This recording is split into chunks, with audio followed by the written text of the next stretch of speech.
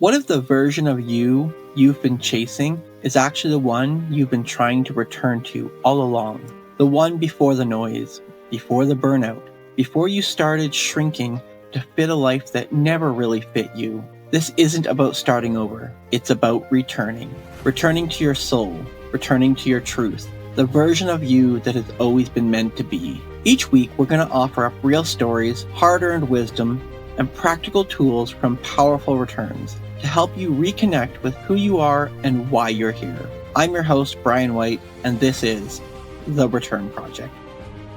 Today, I have the pleasure of sitting down with a phenomenal lady who, as I've gotten to know her, has been inspiring and so much fun to dive into and get to know. Today, we have Wonder Wendy sitting with us. Wendy, thank you so much for being here. Thank you so much for having me on your show. Wendy, I want to dive us right into, and we'll explain to our audience what you do and where did Wonder Wendy come from, because that's what caught my attention right away. So I don't know, maybe take us right back from the beginning and share with us, where did life come from? So my superhero origin story, no, it actually was a pet name from my husband. When we first met, he saw my initials WW and immediately said, Wonder Wendy. And I looked at him like he had three heads and said, what are you talking about? He said, with initials like WW, you're like Wonder Woman, but you're Wonder Wendy. And that was right about the time I was starting to get onto Facebook and social media. And so being a little bit squirrely, I used my social media handle as Wonder Wendy. I didn't have my last name on there. And it became who I was. And that's one of those weird things in life. And I think you and I have talked a little bit about not necessarily manifest destiny, but how the world pushes you in a direction that you were supposed to go. You just didn't know you were supposed to go there. And so the world kept saying, no, you are Wonder Wendy. And at first it was an homage to Wonder Woman. I wore stars. If it was red, white, and blue, I had to have it. It was almost obnoxious. Home decor, clothing, underwear, nightgowns. I had it. It all had stars, stripes, everything else, just like Wonder Woman. But over the years, I've come to the realization that I am not an homage to Wonder Woman. I am Wonder Wendy. And I have my own set of superpowers and my own gifts to bring to the world. And I've really leaned into being Wonder Wendy, to the extent that when I picked up my beverage today at Salad and Go, the label actually said Wonder Wendy because that's what I'd put into the computer.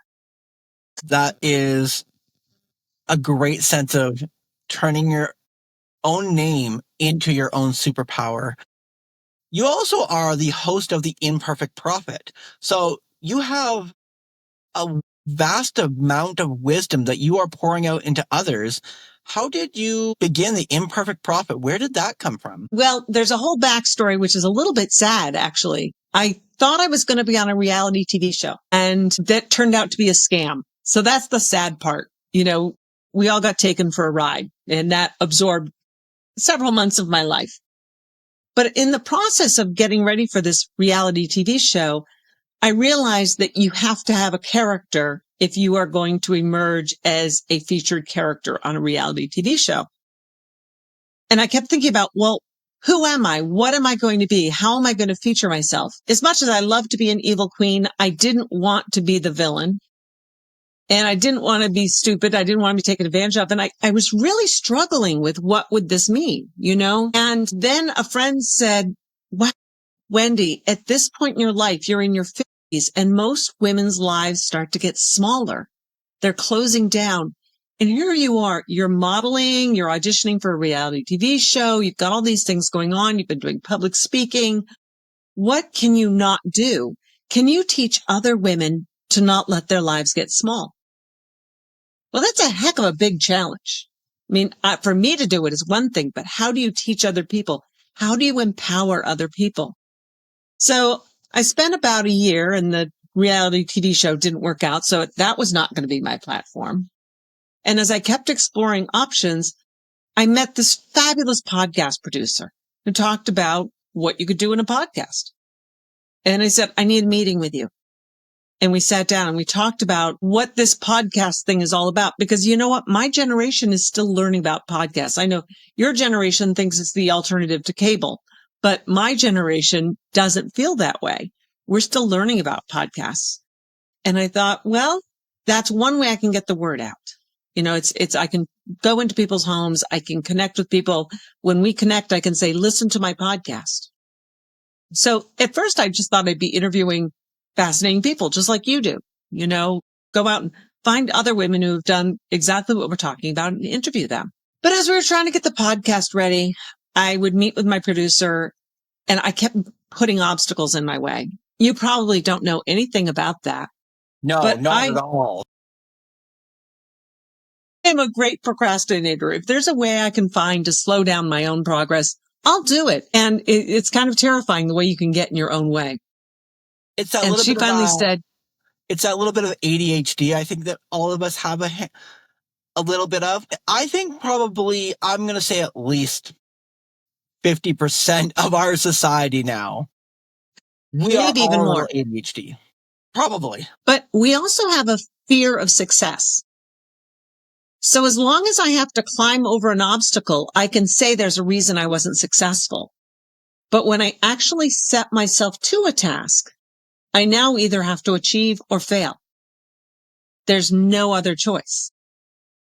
So if you put obstacles in your way, you're ensuring that you are not accountable for your own failure. So if I hear you correct, you're saying that if we come up with an obstacle, we don't have to take responsibility for our inaction or failure.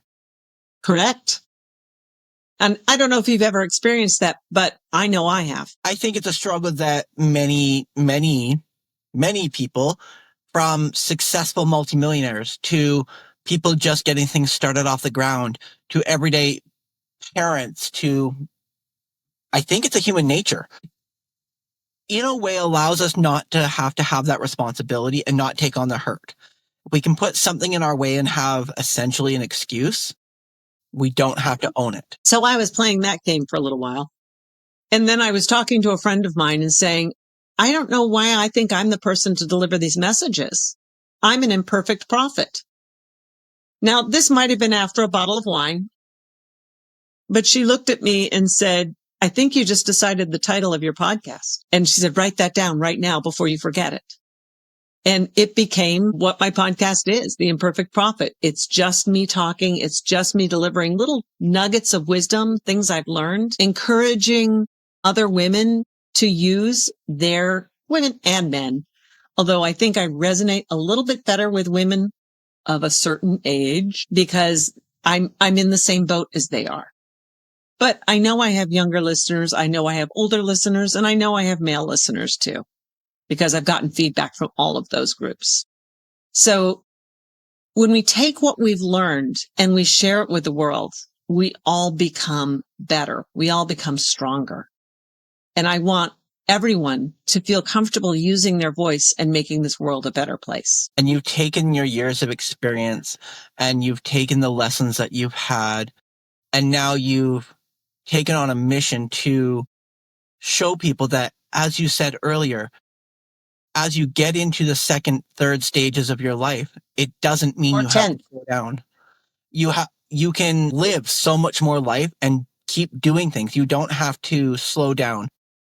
I know lots of older generations who they say they become empty nesters, and all of a sudden that just means retirement, and it means, they might go down to Florida and become snowbirds, but everything slows down. Mm-hmm. But if anything, I think that's just people finding an excuse. In many ways it is. And for many years we were told that was the Holy Grail. You work hard, you do your thing, you may do a job you don't enjoy, but you save up, and then the fruits of your labor are to not have to do anything. And when, the actuarial tables, the insurance companies calculate how long we're going to live, used to say that the average man was lucky to live to 65. If you retired at 60 or 65, you didn't have that much time to enjoy the fruits of your labor. But have you ever seen somebody who has no will to do anything? They're apathetic. They're not interesting. And they actually begin to decline. You're a little bit of a nerd like me. So did you ever see the movie Firefly or Serenity? I always get the two confused. Heard of them? They're not ones I've ever seen. Please share with me more. Okay. Well, the movie, which was made after the series was ended, which I always get it backwards. The TV show was Firefly. The movie was Serenity. I actually saw the movie before I saw the series. And in the movie Serenity, the crux of what has happened is we find out by the end of the movie, they put a gas into the environment of a colony that weeded out all aggression. So they were supposed to create this utopian society because we're going to weed out all of the aggression. Unfortunately, everybody fell into two groups. There were the people who lost all aggression and then they had no will to live. They forgot to eat. They just kind of lay down and died. And then the other half turned into what they called reavers, which were psycho, killer, all aggression. They'd lost all empathy, all human nature. And of course, they decimated those that didn't starve to death and started to try and conquer parts of the galaxy. So I often think of that. We need that energy to drive us forward. We can't lose all of our aggression. We can't lose all of our fear. Those base emotions have a role in who we are, but they need to be tempered and balanced. So when you say our emotions need to be tempered and balanced, are you saying that every emotion is valid, yet it needs to have a time, a place, and an energy level about it? Thank you for saying it so well. Pretty much. I was talking to somebody the other day about stage fright. And I said, when I've been going on stage and I've gone to perform, the days when I don't have that little edge of, it's not so much fear. It's not like I'm blacking out and I'm terrified to go on stage, but that adrenaline, those little butterflies in the tummy. If I don't have those, my performance lacks energy.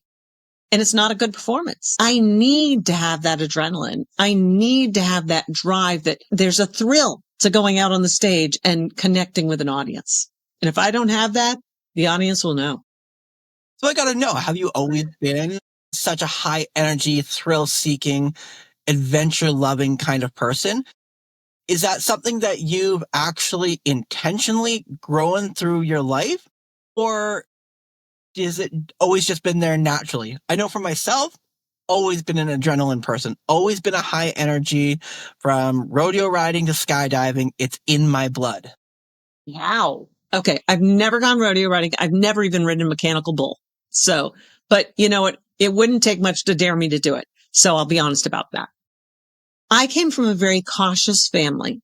We were an old New England family and you didn't take unnecessary risks. But I was the youngest of 6 children. So in a household that's that much energy, just by the nature of how many people are in the house, you have to do something so that you get noticed or you disappear. And that is probably the source of my energy, is that I never wanted to disappear. I didn't want to be lost in the shuffle. The embracing danger kind of came with age, because there was a point when I realized the worst thing that would happen would be that I'd survive badly. But to have the experience was amazing. There was one time I had the opportunity to go up in a biplane and it meant I had to miss an afternoon of work, and I was in a brand new job. And I went to my boss and I said, I need to take lunch at 9 a.m. in the morning. I'm sorry, what? And I said, well, I have the opportunity to go flying in a Red Baron Squadron open pit biplane and I want to. And he was not thrilled with my choices, but I did it. And it was terrifying, but it was also energizing. And I had to remind myself, this pilot is not going to jeopardize this valuable plane just to mess me up. It's in his best interest to keep this plane from making contact with the earth. Yeah. So I did that for most of the flight, and I laughed and I screamed and I had a fabulous time. And if I ever get the opportunity to do it again, I will do it. Curious to know, though, any of your desire to stand out and your energy come from a place of fear of being lost and not seen? Was there any piece of it that was driven from a need to be seen? I don't know that I ever had a fear of that. Maybe I was too successful at being seen, so I never got afraid of not being seen. As a matter of fact, I've had to perfect how to blend in so that I'm not always seen. That actually becomes a secondary challenge. It's like, there are times, don't say hi to me. Just leave me alone. I haven't had my coffee yet. I'm not ready for you. So I've actually had to work on that end of things. I'm intrigued to know that for someone that seems so outgoing and a people person, that sometimes you don't want people around you. Like, to me, it sounds like, if just from talking to you, that you'd be totally stoked with being around people 24/7. Is that the case? Or how do you maintain that social battery? I actually need to recharge alone. I love being out in public. I love having connections. If I get to be in front of an audience, there's an energy level there. I love being connected to people. But if I don't get time alone, I start to get a little broken down. I can't think through thoughts anymore. I become overwhelmed. I'm prone to anxiety attacks. This past week, I actually had to explain to a woman who said, well, she's a little over 70 and widowed within the last few years. And she says, well, I get too nervous going out in public. I don't think. And so I'm listening to her, and here's a person I'm enjoying talking to her. She has a lot to offer the world. And I have to look at her and tell her, you don't understand that even I at times go, I don't want to be out in the world, but I need to be connected to the world. And I had to let her know it's okay to have those moments when you say, please leave me alone with my coffee and my book. I just want to sit here. That's okay. Okay, we need But to not repeat if that it's for something you people. do all the time. Let's backtrack that for half a second, because I think what a key factor for people to hear and know that it is 100% okay to tell somebody, leave me alone, I need to recharge, or this is me time. It is fine to set healthy boundaries. Hopefully you do it in a way that says, value you. My husband and I go through this all the time because he really would, if he could be with me 24/7, he would. I'm quite convinced of this. And that's so sweet, right? But remember, I'm an ambivert. I need my time alone.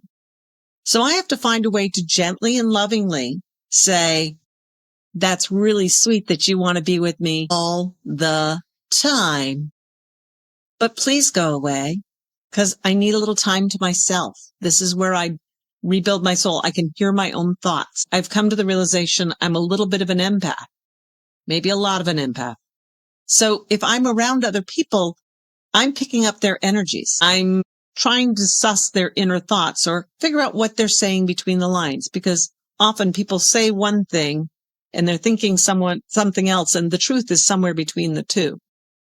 And all that energy I put into other people is why I need to unplug sometimes so I can hear myself and know where my thoughts are going. You ever find that in those moments of quiet, that's actually when your best wisdom and those epiphanies come to you? Both.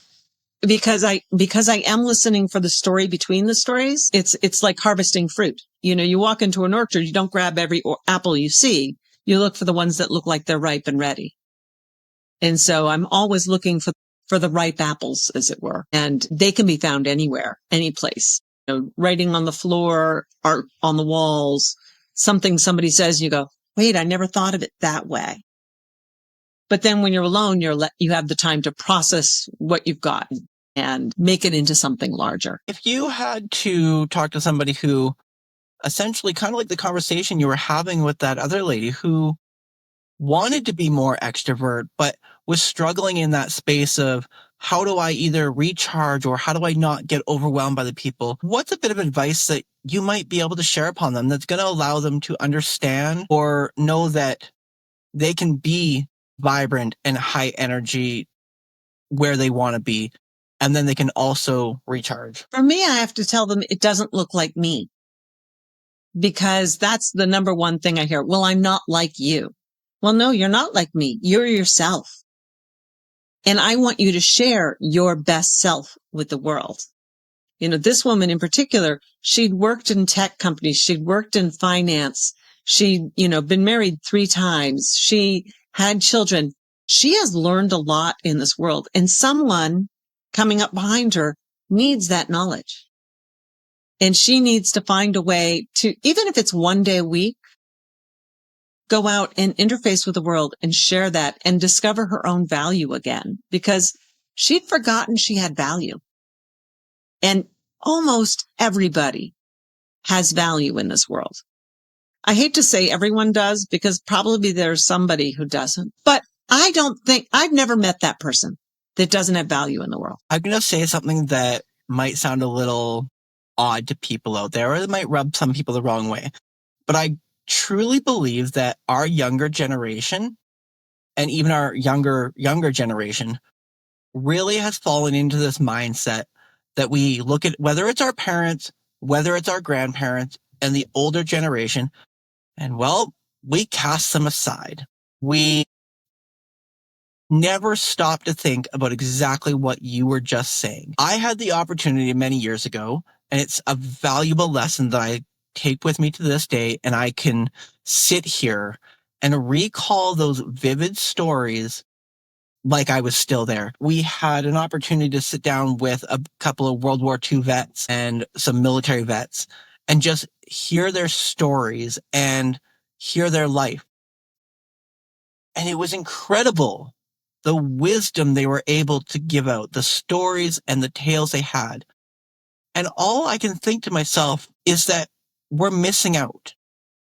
Why are we not taking these opportunities to sit down and ask our grandparents, the older generation, how do I live my best life? Because they're going to tell you some really, really great stuff.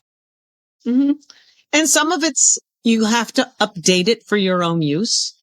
The way they handled situations might not quite work, but like you said, there's still great nuggets in there. And I think honestly, we started to lose that when the radio was invented, because all of a sudden we stopped focusing on each other when we were in a room together, and we started focusing on an object and messages that came from the outside. And the television further deteriorated that. And now, have you ever sat in a room where there's a whole bunch of people who just are all doing this? They're all on their cell phones. They're all looking down. They're all clicking, and they're not interacting with the people around them. Go to any restaurant lately and look around. It's kind of scary. Well, at a restaurant, at least, if I'm sitting in a restaurant alone, I will play on my phone. I used to take a book into a restaurant if I was because I used to travel on business alone, and I'd just sit there with a book and eat my dinner and have my quiet time. But now I'll play on my phone. But I was at a reception, an event the other night, and I looked around me, and everyone is on their phone. Get up off your chair or move over next to somebody else and say, hey, we're both here to theoretically meet people. Let's talk to one another. Hey, do you know what I just saw on my phone? Like, even if you share a great meme or say, excuse me, laughing, but my friend just sent me something really funny. Can I share it with you? You're at least connecting with the people around you. Again, my husband and I, there have been times we've been traveling together. And when you're traveling together, you're pretty much together 24/7. It's hard to come up with new conversation topics because everything I've experienced, he's experienced for the last 5, 6, 7 days. So there are times I pick up the phone, but when I'm scrolling, I'm sharing some of the things that I find interesting. Hey, did you see the latest trade from, the D-backs? And then he wants to throw up and gets angry. But, talk about the news that's on your phone. Talk about the funny meme that's on your phone. Talk about the news you just got from your sister. If you're sharing, you're connecting. But as soon as you start to devolve into an object, you're not connecting anymore. For 100 years, we've been losing that connection gradually over time. And now we forget that we should learn from our elders. If you look at indigenous peoples and you look at even, the old Celtic cultures, any ancient culture, listening to the stories of the elders was their entertainment medium. So why do we not go back and visit that? Don't even know. I'm sitting here thinking about it, going, yeah, that makes so much sense, because in different cultures, they would have, whether it's powwows or they would have large dinner gatherings for connection, which really kind of leads me into this fascinated piece of, we can look at it almost from a science perspective on the power of human connection and what it does for our mental health, our physical health, and how it gives us that energy. We spoke a lot here about it being about the energy and how we can connect with people. Let's break it down a little bit. How does the power of human connection actually attribute to our mental health and our physical health? Well, I don't have a lot of science on that, but anecdotally, we know we are tribal creatures. No one person is supposed to be able to do everything. So, in our colonial cultures, you had a cooper and you had a silversmith and you had a blacksmith and you had a seamstress and you had somebody who baked bread and you had somebody who made beer. And these people were all interconnected, but each had their own skill set. And that's why we do better as a tribal people, because it's difficult to do it all for yourself. It's difficult to do everything. And time again, we're shown that people who have social connections have lower stress levels. They tend to live longer. So there's a whole lot of stuff that points to our need for this community. I would love for us to dive into the aspects of sharing the wisdom. And what I mean by that now is, if you could pour out to somebody one of the greatest pieces of advice or wisdom that you've obtained, what is your top one, your greatest nugget that you think you could share with someone? There's so many. The thing that keeps coming up lately, especially because I'm so focusing on people at this stage of their life, is you are not too late. You are perfectly on time for yourself. We suffer from this sense of urgency. Within the last year, we had a former Miss America commit suicide. I think she was 27 because she felt she was getting old and hadn't achieved her goals yet. 27? What? So people need to know that, yes, there are people who have gold medals when they're teenagers, and there are people who get Nobel Prizes in their 20s and 30s. But then there's Grandma Moses, who became an artist as a senior citizen and is globally recognized. So you are probably not late. You just haven't found your thing yet. And that's okay. But don't stop looking. Absolutely love it. That is, if I heard you correct, it's really about, just because your age gives you a number doesn't mean that you haven't made it yet. That Correct. I look at the story like the Colonel from KFC. How old was he when he started KFC? There are so many. Actually, his family started very young, but he formed it into the business it was later in life. I think he was in his late 60s, if I remember correctly. You have heard the full story, though. He was a little kid. His parents had a gas station, and it was during the Depression. So his mom would make too much food for the family for dinner and invite travelers to come in and eat dinner with the family for a fee. And slowly but surely, the family wasn't sitting at the table. She was filling the table with paying customers. And he learned cooking from her, and he was inspired to continue to provide that hospitality and came up with the concept for Kentucky Fried Chicken. I want to also take this back to now. Would that be the same bit of advice that you'd share to people now that you would share with your younger self? If you could go back and look at yourself in your mid-20s, what kind of advice would you tell your younger self? When I listen to that piece of advice in that light, I think of all the times I made really stupid decisions because I thought I had to do it right now. So I think that piece of advice is wise whether you're 20 or 30 or 10, because I've met college students who are like, I haven't met my soulmate yet. I'm like, okay, you have so much time. I haven't found my passion yet. You have so much time. Put these false expectations on ourselves to find the thing, the one, the soulmate, the perfect job, the dream this, the whatever. Maybe that's not really the destiny. Maybe it's having all these things on the way. It's not the end, it's the journey. Speaking of journeys, I also want to know now, with everything you take on and the energy that you bring up, what do you have in the works? What's next? Well, I'm literally marking 1 year of podcasting. I've dropped over 50 episodes now. And now I am developing a public speaking career and going out into the marketplace to talk to live audiences in addition to just putting a message on the airwaves. And I have a couple projects in the work that are tangible things that people could take home with them to have a little bit of wonder in their everyday life. Wendy, this seems like a great place to bring our conversation full circle. And at the end of every one of my conversations, I like to pose a really deep, powerful question.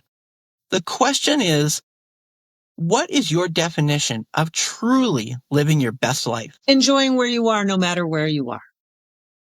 We've gotten in this habit in modern society of looking for a job that makes you happy, looking for a person that makes you happy, looking for a situation that makes you happy. That didn't used to be the American dream. We came to, the people who came here, the first white people. I shouldn't say everyone came because there were people already here. We have to acknowledge that. But the people who came from Europe and Asia and other countries were in overcrowded environments where they didn't even have a piece of land they could call their own. They were often in places where they couldn't even own their own homes. They were always tenants. They were always working for someone else. And the American dream was to just have your own little piece of land, to have a room that you owned. It wasn't a posh thing. It was just having that space. And they were happy to have that space. And somehow we've manifested into wanting something that makes us happy. Stop looking for the thing that makes you happy and start being happy. Sing when you're doing a job that you don't necessarily want to do, but it needs to get done. It needs to get done because if you don't dig that trench in your backyard, it's not going to happen. Or because if you don't dig that trench, nobody's going to pay you so that you can own your backyard. Whatever it might be. But find joy in everyday life. Or as I say, find wonder in everyday life. Because there's something to bring you wonder in every day. Whether it's the end of the shift or the fact that you actually got paid or the fact that you maybe helped somebody else out while you were out of the house. That will feed your soul in ways that looking for the perfect never will. Wendy, you've just left me full of wonder. I love it. There are so many great things that we've dived in here today.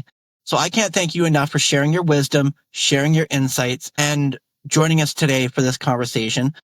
Can you share with us just before we leave off here, if people want to find the Imperfect Prophet and know more about you, where are they going to find you? My podcast is on a number of platforms, but the easiest shortcut is to go to my website, wonderwendyandfriends.com, and you will find a page that's just for the podcast. You can listen to it from there or find the link to any one of your favorite platforms at the bottom of the page. You can also hear about the books I've written and learn a little bit more about me. And contact links. So if you wanted to reach out to me and send me an email, you can do it right through my website. Again, thank you so much for joining us, Wendy. It's been incredible. Thank you so much for having me. It's been a great conversation. That's a wrap on today's episode. A heartfelt thank you to our guests for showing up with honesty, depth, and wisdom. And thank you for listening in. I hope something in this conversation stirred something in you, a memory, a reminder, or maybe even a return to a part of yourself that's been waiting. If you enjoyed this episode, can I ask a quick 30-second favor? Share it with someone you know, someone who might need to hear this message too. And don't forget to explore past episodes. There's so much more waiting for you there. Until next time, I'm your host, Bryan White, and this is The Return Project.